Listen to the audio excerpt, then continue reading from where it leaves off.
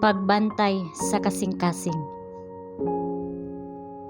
Proverbio Kapitulo 4, versikulo 23. Ampingi ang imong kasing-kasing sa tanang paningkamot, kay gikan niini magagula ang dagkong butang sa kinabuhi.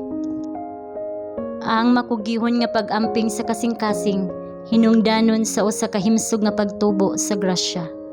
Ang kasing-kasing sa iyang kinaiyanhon nga kahimtang maoy usa ka puloy-anan alang sa dili balaan nga mga hunahuna ug makasasala nga mga pagbati.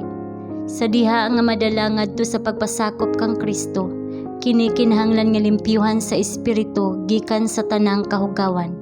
Dili kini mahimo kung walay pagtugot sa individual. Sa diha nga ang kalag na hinluan na, katungdanan sa Kristohanon ang paghupot niini nga walay buling.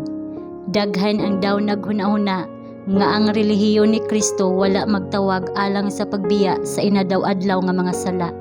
Ang pagbulag gikan sa mga batasan nga nakapugong sa kalag sa pagkaulipon.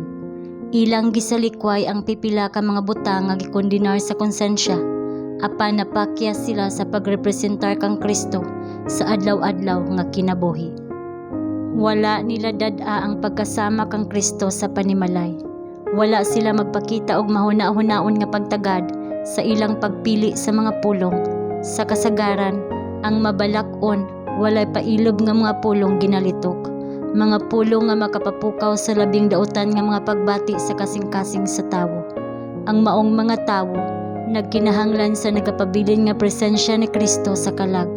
Diha lamang sa iyang kusog sila makabantay sa mga pulong ug mga buhat.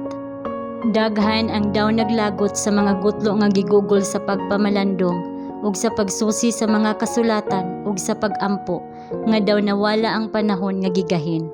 Nang hinaot ko nga malantaw ninyong tanan kining mga butanga sa kahayag nga gusto sa Dios kaninyo, kay inyo unya nga himuon ang gingharian sa langit nga labing importante.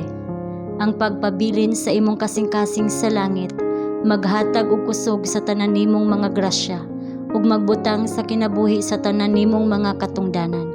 Ingon nga ang pag-ehersisyo makadugang sa gana ug maghatag og kusog ug makapahimsog sa kalagsik sa lawas, mauusab ang devosyonal nga mga ehersisyo, magdala og dugang nga grasya ug espirituhanong kusog. Himuang nga ang pag-ampo mo pataas ngadto sa Dios.